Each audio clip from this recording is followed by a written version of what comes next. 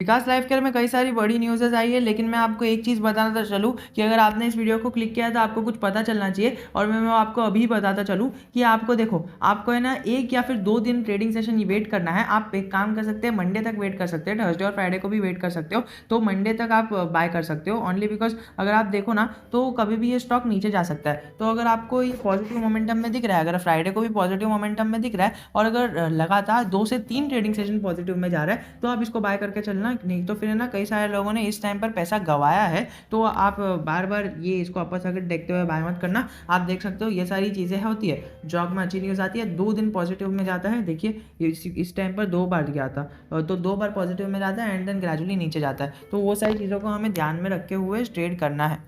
अच्छी न्यूज़ आ गई तो बाय करके नहीं चलना है। देखिए पीई नेगेटिव में चल रहा है तो स्टॉक कभी भी ऊपर आ सकता है, वो ठीक है। लेकिन अगर आप देखो वॉल्यूम पे नज़र डालो तो हमें दिखेगा कि ओके, सिर्फ यहाँ पर जितने शेयर्स है 17 लाख शेयर्स ट्रेड हुए हैं और जो उसकी वैल्यू है वो यहाँ पर हमें दिख नहीं रही है। बट अगर हम देखें तो हमें दिख रहा है कि 5 लाख क्वांटिटी अभी भी बाय में लगी पड़ी है। तो कल तो मार्केट में ऐसा भी हो सकता है, आज मार्केट खुलते ही ऐसा भी हो सकता है कि मार्केट खुलते ही सीधा वो नीचे चले जाए, या मतलब ऊपर जाए एंड नीचे आ जाए। अब अगर आप मार्केट ओपन होते हुए देख रहे हो, मतलब आप मार्केट के बाद देख रहे हो, 9:15 के बाद देख रहे हो वीडियो, तो आप देख सकते हो कि मार्केट खुलते ही ऊपर जाएगा एंड देन नीचे ग्रेजुअली आ सकता है, या फिर अपर सर्किट में ही ट्रेड हो सकता है। ये दोनों पॉसिबिलिटीज़ बन सकती है, बट जितनी पॉसिबिलिटी मुझे लग रही है ना कि ये ऊपर जाके देन पीछे नीचे आएगा, क्योंकि देखिए पिछली बार भी ऐसे ही हुआ था। अगर हम कैलकुलेट करें ना तो देखिए पिछली बार क्या हुआ था, ऐसे अपर थोड़ा सा ऊपर गया था एंड देन नीचे आके ट्रेड हुआ था एंड देन नीचे क्लोजिंग हो गई थी। अब वो ऊपर जाए तो बहुत ही अच्छा है, मेरी भी पर्सनली होल्डिंग है तो मुझे भी अच्छा हो जाए।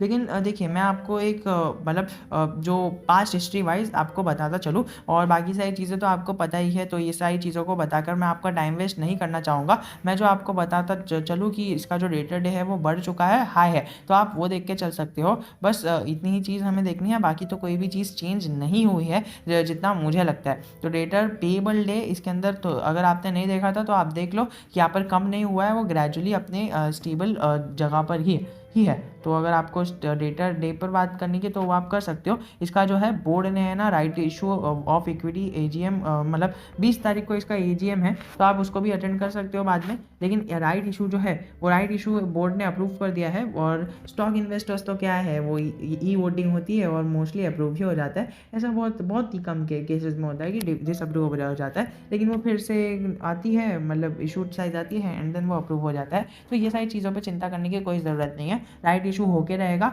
और ये अप्रूव हो चुका है, ये थप्पा लग चुका है। तो आप इसको भी मतलब ध्यान दे सकते हो। इसकी जो बोर्ड मीटिंग का आउटकम आया है, अगर हम उसको देखते हुए चले तो कई सारी अनाउंसमेंट्स हुई है। सबसे पहली अनाउंसमेंट्स तो यही हुई है कि यहाँ पर जो ऑथराइज कैपिटल है वो बढ़ जाएगा। ऑथराइज कैपिटल के ऊपर कभी और बात करेंगे। इनका जो मेमोरेंडम ऑफ एसोसिएशन है उसके अंदर कैपिटल क्लॉज होता है, कई सारे क्लॉज होते हैं। यहाँ पर नेम क्लॉज होता है, फिर एड्रेस क्लॉज होता है और कई सारे क्लॉजेज होते हैं। कैपिटल क्लॉज भी उसमें से एक वन ऑफ द वो है। तो एड्रेस क्लॉज नहीं होता है, सॉरी, हाँ मैंने गलती से बोल दिया। कैपिटल क्लॉज होता है और कई सारे क्लॉजेज होते हैं, मतलब बहुत ज़्यादा भी नहीं होते, कुछ 6-7 होते हैं। तो उतने क्लॉजेज में हमें देखना रहता है कि ओके कैपिटल क्लॉज है, मतलब इतना कैपिटल ऑथराइज कैपिटल उन्होंने बयान किया है अपने मेमोरेंडम ऑफ एसोसिएशन में। वो आगे जाके कभी भी एमओए में वो चेंजेस कर सकते हैं, जिस तरह से इसने किया। यहाँ पर उनके मेमोरेंडम ऑफ एसोसिएशन में ऑथराइज कैपिटल 125 करोड़ हो चुका है। ठीक है, उसको छोड़ते हुए अगर हम देखें तो 50 करोड़ का जो हमें इशू साइज देखने मिल रहा है वो राइट इशू देखने मिल रहा है, और उनके ये आर्टिकल ऑफ एसोसिएशन में जो भी उसके हिसाब से चीज़ें हैं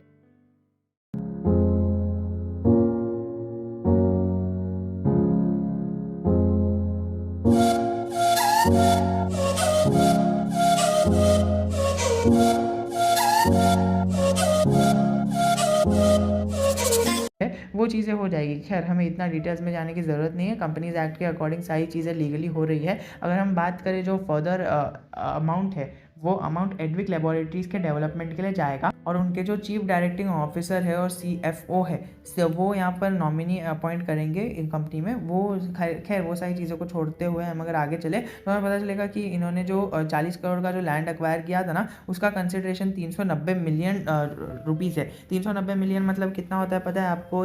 अराउंड 4 करोड़ रुपए का होता है। तो हमने पिछली बार देखा था कि 4 करोड़ 44 लाख का हुआ था, अभी फिर से यहाँ पर 40 करोड़ का आ चुका है। सॉरी फॉर फॉर 4 करोड़ वो है 40 करोड़ का। अगर हम बात करें मेमोरेंडम और आर्टिकल ऑफ एसोसिएशन में अमेंडमेंट तो हुआ ही है, मैंने पिछली बार आपको बताया था और अभी भी बता दिया कि कैपिटल क्लॉज में उसमें इंक्रीमेंट हुआ है, that is by memorandum of association में इंप्रूवमेंट हुआ है और आर्टिकल ऑफ एसोसिएशन में ये राइट ऑफ इशू की वजह से थोड़ा सा अमेंडमेंट हुआ है। खैर वो सारी चीज़ों को छोड़ते हुए अगर हम बात करें जो इसका 26 सितंबर को मतलब जो 26वीं एनुअल जनरल मीटिंग है 20 सितंबर को, I think if I am not wrong, okay 20 सितंबर को 26वीं एनुअल जनरल मीटिंग है, तो वो वीडियो कॉन्फ्रेंसिंग के थ्रू होगी, आपके पास भी लिंक आ जाएगी ईमेल के जरिए, तो आप उसको अटेंड कर सकते हो और आप ऐसी मीटिंग्स में जाओगे तो आपको पता चलेगा कि ओके बाइनेंस वर्ल्ड में क्या चल रहा है क्या। और अगर आपको नहीं मतलब है तो फिर आप मुझे भी बता मतलब आप ऐसा एक कमेंट कर सकते हो, मैं आपके लिए वो वीडियो बना दूंगा। खैर मैं तो अटेंड करूंगा ही because I am also a shareholder of the company. खैर बात करें हम डेट ऑफ अपॉइंटमेंट की,